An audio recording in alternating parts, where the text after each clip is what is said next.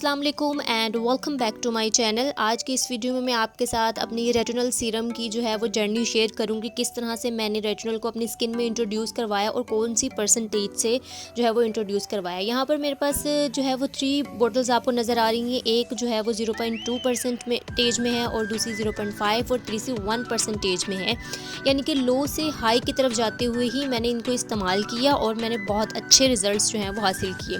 आज इस वीडियो में मैं आपके साथ यही शेयर करूंगी कि किस तरह से आपने कौन सी परसेंटेज कब और कैसे इस्तेमाल करनी है, और सारी जो सीरम है डिफरेंट परसेंटेज में है, उनके फ़ायदे और किस तरह से आपने इस्तेमाल करना वो तरीका मैं आपको बताऊंगी। अच्छा, सबसे पहले जो मेरे पास सीरम है वो यहाँ पर है 0.2% में। ये सबसे लो जो है इसकी परसेंटेज है। अगर आप बिगनर हैं, आपने फ़र्स्ट टाइम यूज़ करना है कोई भी रेटिनल सीरम, आपको इसके फ़ायदे तो पता ही है। एंटी एजिंग के लिए इस्तेमाल किया जाता है और इसके बहुत सारे फ़ायदे हैं। आपकी स्किन के टेक्सचर को इम्प्रूव करता है, डेड स्किन को उतार देता है, सेल को टर्नओवर करता है। अगर आपने फ़र्स्ट टाइम कोई रेटिनल सीरम इस्तेमाल करना है तो आप 0.2% से ही इस्तेमाल करेंगे। दूसरा जो है वो मेरे पास है 0.5% में। अगर आपने 0.2% वाला जो सीरम है वो तकरीबन 2 से 3 महीने तक इस्तेमाल कर लिया हुआ है, आपको लगता है कि आपकी स्किन पे कोई रेडनेस या उसके कोई भी मनफी असरात नहीं आए, तो फिर आप 0.5% वाला सीरम इस्तेमाल करना शुरू कर सकती हैं। लेकिन एकदम से ही आपने 1% पे नहीं जाना, ठीक है। आपने स्टेप बाय स्टेप ही जाना है, स्किन को उसकी आदत डालनी है, उसके बाद नेक्स्ट सीरम की तरफ जाना है। ये मेरे पास जो है वो 0.5 है। 3 मंथ्स के बाद जो है वो मैंने 0.5 को इस्तेमाल करना शुरू कर दिया था और मेरी स्किन इससे यूज़ टू हो गई थी। और कोई भी मनफी असरात कह लें कि कोई भी रेडनेस और इचीनेस और स्किन के ऊपर जो एकदम से एक्ने निकल आती है, ऐसे कोई भी असरात जो है वो मेरी स्किन पे कोई भी शो नहीं हुए थे, क्योंकि मैंने सबसे पहले जो है वो लो डोज इस्तेमाल की थी, स्किन को उसकी आदत डाली। उसके बाद ही मैंने 0.5 इस्तेमाल करना शुरू किया था।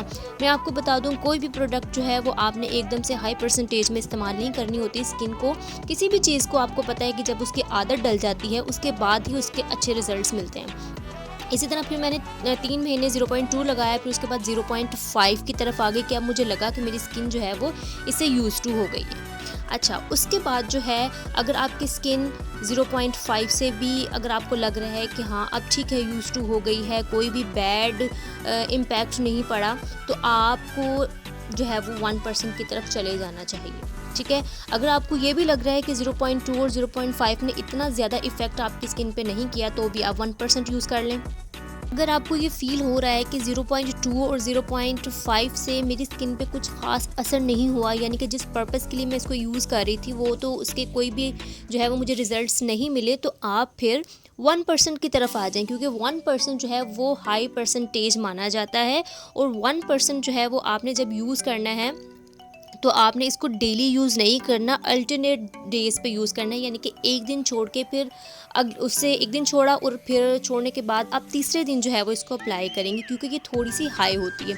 लेकिन अगर आप 0.5 और 0.2 यूज़ कर चुके हैं तो फिर आपकी स्किन पे कोई भी प्रॉब्लम नहीं होगी अगर आप 1% जो है वो रोज़ाना भी लगा लें। अच्छा, इनको लगाने के लिए, इन सीरम्स को, रेटिनॉल को लगाने के लिए बहुत एहतियात की ज़रूरत होती है। नेक्स्ट पार्ट में मैं आपको ये बताऊँगी कि आपने कब और कैसे लगाना है और कौन कौन सी जो है वो प्रिकॉशंस लेनी है इनको लगाते हुए। अगर आपकी स्किन जो है वो मेरी तरह है, सुपर सेंसिटिव है, तो आपको जो है वो इन चीज़ों का ख्याल रखना होगा कोई भी रेटिनल सीरम लगाने के लिए। जैसा कि हम सबको पता है कि रेटिनल सीरम जो है वो एंटी एजिंग पर्पस के लिए इस्तेमाल होते हैं, और एंटी एजिंग पर्पस के अलावा भी इसके बहुत सारे फ़ायदे होते हैं, जैसे कि आपके स्किन के टेक्सचर को इम्प्रूव करते हैं, जो आपकी डेड स्किन जो चढ़ जाती है उसको रिमूव करते हैं, सेल को टर्न ओवर करते हैं और नई स्किन को ऊपर लेकर आते हैं। रेटिनॉल को जब भी आप अप्लाई करें तो बहुत सारी चीज़ों का ख्याल रखना पड़ता है, क्योंकि इन्हें बहुत ज़्यादा एहतियात से इस्तेमाल करना पड़ता है। इनके बहुत सारे अच्छे रिजल्ट्स तो हमें मिलते हैं, लेकिन अगर हम इनका गलत इस्तेमाल करें तो ये सबसे बड़ा दुश्मन भी आपकी स्किन का यही हो सकता है, यानी कि रेटिनॉल हो सकता है। अच्छा जी, आपने किस तरह से लगाना है? बिगनर हैं तो 0.2, और अगर आपकी स्किन यूज़ टू हो गई है तो 1% तक आप जा सकते हैं। रात को जब अपना फेस वॉश कर लेना है, उसके बाद आपने क्या करना है, मॉइस्चराइज़र अप्लाई करना है। सबसे पहले अपनी स्किन को हाइड्रेट करना। Hydration is very important. जब आपको लगे कि आपकी स्किन अब मॉइस्चराइज़र से हाइड्रेट हो गई है, उसके बाद आपने 2 to 3 ड्रॉप्स जो है वो किसी भी रेटिनल सीरम के लेने हैं और उसको अपनी स्किन के ऊपर अप्लाई कर लेना है और नेक वाला एरिया जो है उसको नहीं भूलना। अच्छा, अगर आपकी स्किन सेंसिटिव है तो आपने क्या करना है, इसके ऊपर एक और मॉइस्चराइज़र की लेयर लगानी है, यानी कि आपने सैंडविच जो है वो टेक्निक यूज़ करनी है। सबसे पहले मॉइस्चराइज़र, फिर रेटिनल सीरम, फिर मॉइस्चराइज़र।